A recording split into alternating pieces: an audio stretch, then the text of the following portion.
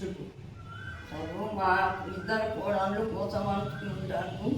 ఆ అమ్మాయికి నా పెళ్లి కాలేదు, మా ఇద్దరిని కోసం అనుకుంటాను. లాంటిని పోనెత్తలేరు. రూము ఉన్నారు, రూములో కాల్ చేయమంటే రూమ్లో కాల్ చేస్తలేరు. రూము మమ్మల్ని పరిసర చేస్తున్నాడు, చంపుతా కొడతా చీరుతా చంపుతానంటూ బెదిరిస్తుండు. మమ్మల్ని ఏం చేయాలి, ఏం చెప్తా? మాకు కొడుకులు మంచిగా కోడానికి ఇట్లా ఎత్తుడు వాడ లోపల ఎవరన్నా నేర్చుకోండి సార్. అవన్నీ అంటే మా మంచితనం. మా సేటి 20 ఏళ్ళు అవుతుంది. మమ్మల్ని పరిసరాలు చేస్తున్నారు సార్.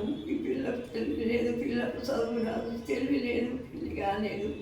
మమ్మల్ని ఇంత కోసం వంచుకుంటా ఇద్దరు కోడళ్ళు సార్. మరి మాది ఎట్లా మాకు ఎవ్విత్తలేరు సార్. పోయిన ఖర్చులు లేవు, వీళ్ళ తిట్టుడు పుట్టుడు చంపుతా చావు. ఎవరు వస్తారో రాని, ఎవరు చెప్తారో రాని, ఎవరు దొరకరాని, మీరు ఎవరు దొరకతారో దొరకరాని, తోలకరా పో అని బెదిరించుడు.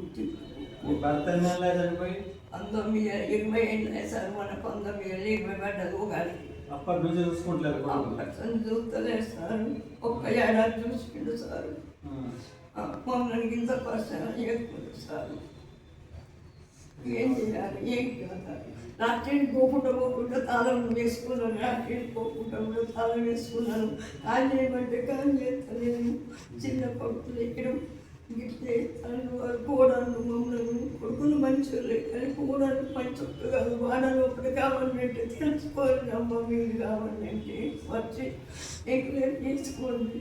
మాది ఏ సంగతులు చెప్పండి అమ్మ. మమ్మల్ని ఇల్లు తాగండి.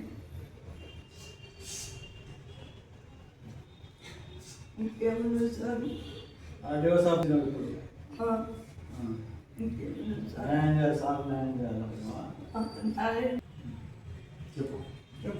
సార్ ఇంట్లోకి వెళ్ళి మా ఇద్దరు కోడళ్ళు అయినా కానీ మా నాటే పెద్ద కొడుకు అని ఇద్దరు ఇంట్లో కోడలు, ఇంట్లో చిన్న కోడలు కూడా ఒప్పుకొని ఇల్లు కాల్ చేయమంటే చేస్తలేరు.